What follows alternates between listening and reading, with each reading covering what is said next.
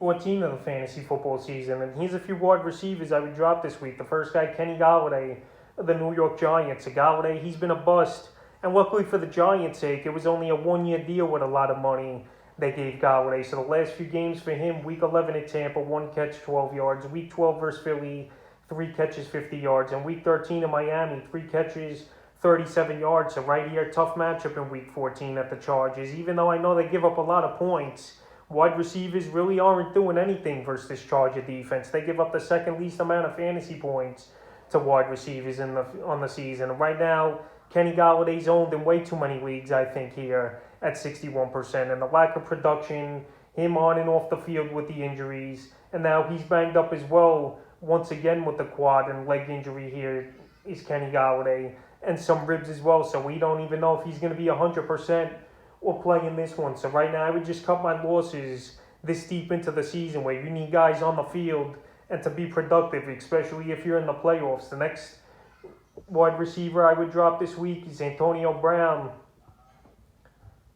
of the Tampa Bay Buccaneers. So Antonio Brown suspended 3 games is Brown here, with showing a fake vaccination card. And right now, Bruce Arians late last week said he don't know the future of Antonio Brown with this Tampa Bay Buc team. And Antonio Brown, when he's been on the field over the last season and a half here with Tampa Bay, he's been a good player, no doubt about it, for this Tampa Bay team. But right now, he's been hurt with the ankle injury since Week 6. And now with the suspension, this might be the writing on the wall for Brown here, even though the production has been great, no doubt, this season.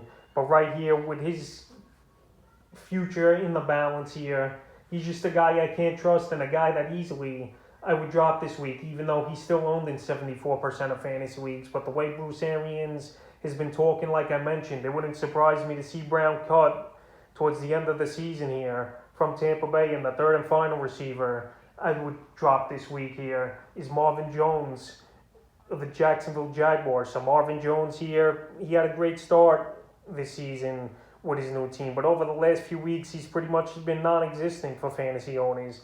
Week 11 versus San Francisco, 4 catches, 52 yards. Week 12 versus Atlanta, 4 catches, 43 yards.